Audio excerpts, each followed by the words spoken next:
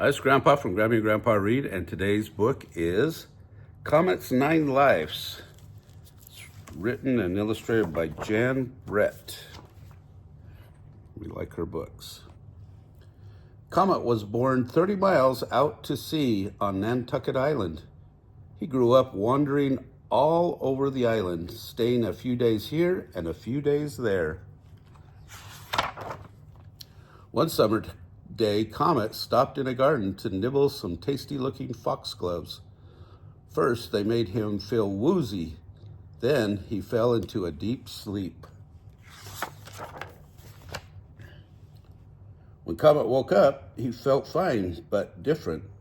Oops, he realized he had lost the first of the 9 lives every cat has when it is born. Maybe I should find myself a home, and he trotted into the bookstore and settled down on top of a stack of bestsellers. Life was good until one day it rained all morning and the islanders hurried inside for something to read. In the rush, Comet's tower of bestsellers toppled over and he was buried under a pile of books. Oh no, he had turned the page on life number 2. I think I need some fresh salt air. Down at the docks he went and arrived just as the little scalloper, the Gene T, was casting off. Once underway, an easterly wind blew up and Comet knew he had made a mistake. Up the Gene T rose, down, down, down she flew on a following sea. Comet hung on until a huge wave foamed across the stern and he found himself afloat on the high seas. The tide carried Comet back into the harbor, but as he flicked the salt from his whiskers, life number 3 went out with the tide. Comet was still recovering on the beach when he heard music. It was the annual 4th of July concert. He climbed up a tree for a better look. The music reached its loudest chord. Comet got so excited that he lost his grip and plunged down into the tuba. 3 waltzes and a Sousa march later, Comet staggered away and life number 4 sounded its last chord. Comet spent the night trying to figure out what to do next. He wished there was another cat around to ask if its lives were going as quickly as his. The next day, everyone was going up to an open window and coming down with ice cream. Comet was hungry, so he trotted after the crowd. The staff at the ice cream shop gave Comet his own bowl of leftover milkshake. He felt so welcome that he decided to stay, but all too soon, an island health officer burst into the shop and spotted Comet. "Furball," he cried. "Feline residues, maximum infractions."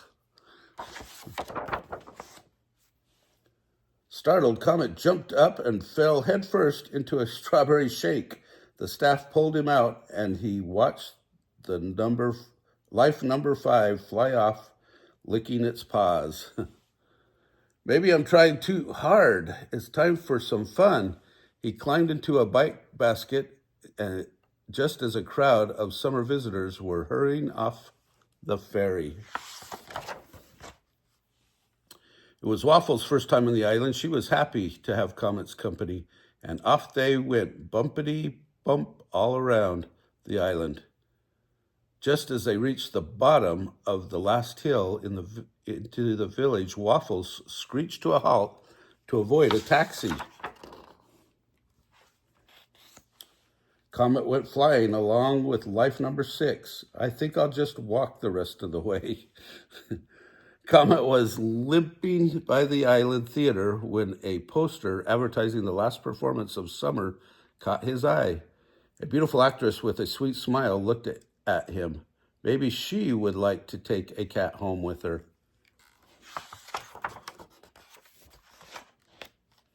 Comet pranced happily on stage and purred loudly. The actress sneezed.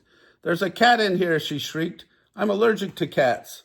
She spotted Comet and hurled her sequined high heel right at him. Comet flew through the air into the last row. The curtain had come down on life number 7. Fall breezes were blowing up as the summer visitors headed for the ferry. Comet wandered alone along the beach. He could see the red beacon of the Brant Point Lighthouse in the distance. Waves crashed and pounded on the sand. The wind picked up, and deck chairs and lobster pots flew by Comet. It was a Hurricane Elmador, heading straight for Nantucket Island. All Comet could see now was the blinking lighthouse beacon. He ran toward it when a huge wave broke on top of him. The rushing surf carried Comet into an open doorway as life number 8 washed out to sea. Dazed, he opened his eyes and saw a green light across the room. "Meow," someone purred. "Meow," he answered, looking up.